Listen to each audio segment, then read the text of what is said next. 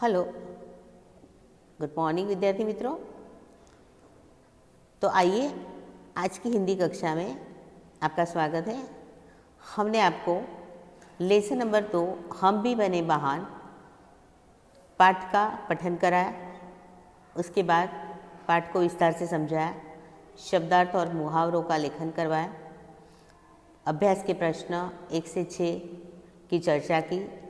आपने शब्दार्थ, मुहावरे और प्रश्नों के उत्तर आपकी कॉपी में लिखे होंगे। अब आप देखिए, प्रश्न नंबर 2 है कि आपने कोई घटना या प्रसंग सुना हो या पढ़ा हो, उसे कक्षा में कहिए। कक्षा में प्रस्तुत की गई घटना का प्रसंग में से किसी एक को अपनी भाषा में लिखिए। बराबर। तो आपको क्या लिखना है?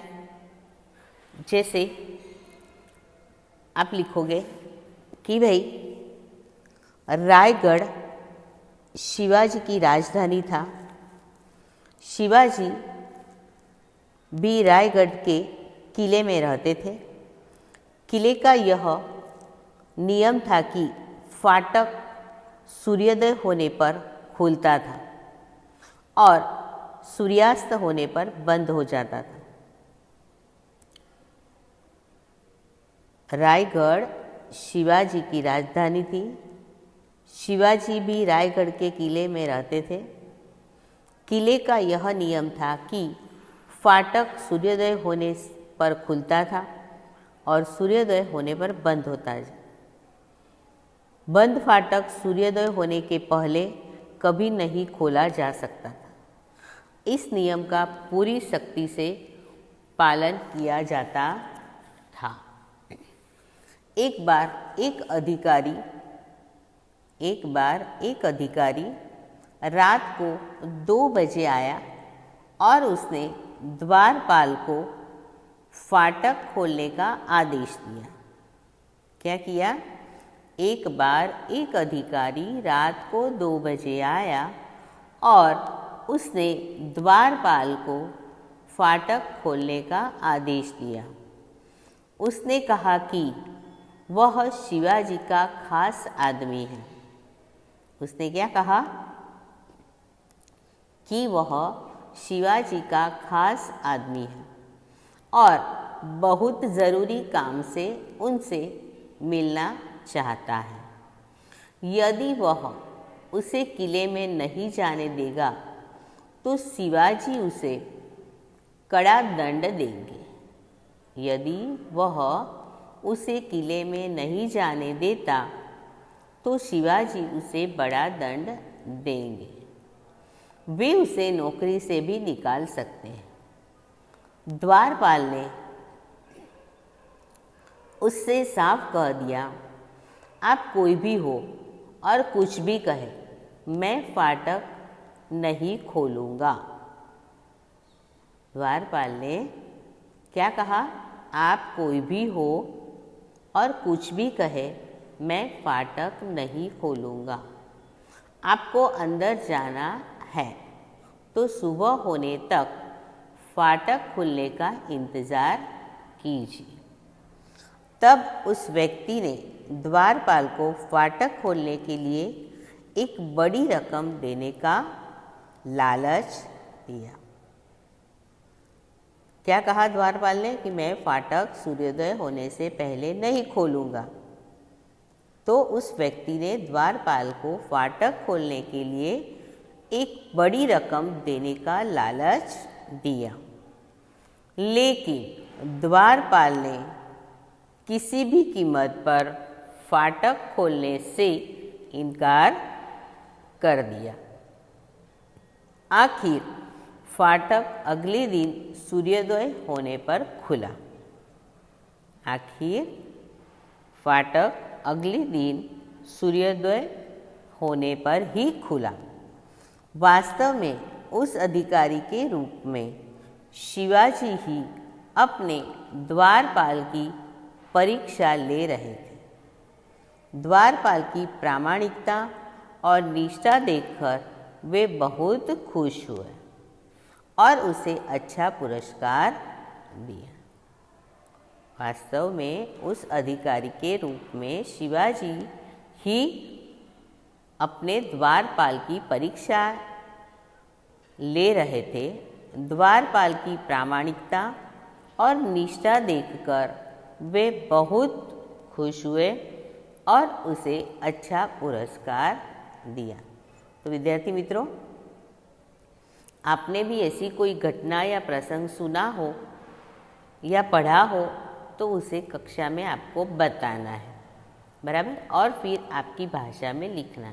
जैसे अकबर और बीरबल की भी आप कोई भी एक घटना लिख सकते हो, वो खिचड़ी वाली है ना, हाँ, तो ऐसे आप लिख सकते हो। अकबर और बीरबल की तो बहुत सारी ऐसी घटनाएं हैं जो आपको याद हो, बराबर। कहानी तो आप पढ़ते ही होंगे ऐसी, है ना। तो देखिए, उसके बाद प्रश्न नंबर 3 है, चर्चा कीजिए। यदि पक्षी बोल पाते, ये प्रश्न आपको लिखना नहीं है, सिर्फ चर्चा करनी है, ठीक है। तो मैं बोल रही हूँ, उसे आपको सिर्फ सुनना है, ठीक है। यदि पक्षी बोल पाते तो पेड़ों की कटाई के विषय में वे आपसे क्या कहते? तो यदि पक्षी बोल पाते तो वह कटाई के बारे में ये कहते, जैसे अरे भाई, कौवा कह रहा है कि अरे भाई, तुम यह पेड़ क्यों काट रहे हो? यह पेड़ तो हमारा आश्रय स्थान है। फिर कोयल कहती है, इसकी हरियाली देखकर प्रसन्नता के मारे मैं कूकने लगती हूँ। कुहू कुहू करती है ना कोयल। फिर तोता क्या कहता है? इसी पेड़ की डाली पर मेरा बचपन बीता है। तोता क्या कहता है? इसी पेड़ की डाली पर या डालों पर मेरा बचपन बीता है। कृपा कर इसे मत काटो। अरे ये पेड़ तो धरती के बेटे हैं। क्या कहती है कि तोता क्या कहता है? कृपा कर इसे मत काटो। अरे ये पेड़ तो धरती के बेटे हैं। इन्हें काटने से धरती माँ रुष्ट हो जाती है। क्या हो जाती है? रुष्ट हो जाती है, दुखी हो जाती है। जहाँ घने पेड़ होते हैं, जंगल होते हैं, वहाँ अच्छी वर्षा होती है। जहाँ घने यानी बहुत घटादार, घने पेड़ यानी बहुत सारे, ज़्यादा होते हैं, जंगल होते हैं, वहाँ अच्छी वर्षा होती है। केवल हम पक्षी ही नहीं, सभी प्राणी जल से ही जिंदा है। हम और सभी प्राणी जल से ही जिंदा है। आजकल जहाँ सूखा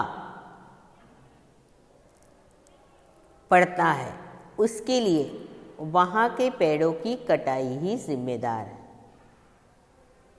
जैसे सूखा मतलब बारिश नहीं होती है, पूरी जगह क्या हो जाती? बंजर हो जाती है। और बंजर ज़मीन पर यानी कि बंजर जगह पर बारिश कम होती है। तो आजकल जहाँ सूखा पड़ता है यानी कि बारिश नहीं होती है, उसके लिए कहाँ वहाँ के पेड़ों की कटाई ही जिम्मेदार है। यदि आपने उस जगह पर सारे जितने भी पेड़ थे वो काट डाले, अब वो जगह कैसी हो गई? वीरान हो, है ना। तो वो क्यों हुआ ऐसा? क्योंकि पेड़ों की कटाई हमने की थी, इसलिए पेड़ों की कटाई ही जिम्मेदार है। पेड़ काटने से बादल भी रुष्ट हो जाते हैं, लेकिन तुम मनुष्य इन पेड़ों का महत्व नहीं जानते। ये पेड़ केवल फल फूल और छाया ही नहीं देते, ये वातावरण को शुद्ध बनाकर सबको स्वास्थ्य प्रदान करते हैं। पेड़ काटने से बादल रुष्ट हो जाते हैं और मनुष्य इन पेड़ों का महत्व नहीं समझता। केवल फल फूल और छाया ही पेड़ नहीं देते, ये वातावरण को शुद्ध बनाकर सबको स्वास्थ्य प्रदान करते। कौवा कहता है, मुझसे मैं समझता हूँ कि तोता भाई ने तुम्हें पेड़ों का महत्व अच्छी तरह समझा दिया। अब तुम पेड़ फाटक काटने की बात कभी नहीं सोचोगे। कौवे ने क्या कहा? तोते भाई ने तुम्हें पेड़ों का महत्व समझाया, अब तुम पेड़ काटने की बात कभी नहीं सोचोगे। कोयल कहती, हाँ, तुम पेड़ काटोगे तो मैं कहाँ बैठकर मधुर गीत गाऊंगी? मेरी बोली की मिठास से ही तो आमों में मिठास आती है। पेड़ न होंगे तो बसंत कहाँ आएगा? इसलिए मेरे भाई, पेड़ों को जिंदा रहने दो। वे जिंदा है तो सबकी जिंदगी सुरक्षित है। तो विद्यार्थी मित्रों, इस प्रकार आपको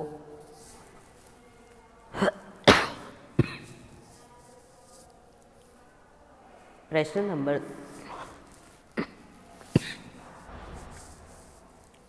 2, यदि धरती बोल पाती तो मनुष्य के बारे में ईश्वर से क्या शिकायत करती? तो ऐसे ही आपको, जैसे मैंने पहले कहा, तो वैसा ये प्रश्न नंबर 2 जो है वो आपको सोच समझकर धरती मनुष्य से ईश्वर के बारे में क्या शिकायत करती है वो आप आपके मन से क्या करना,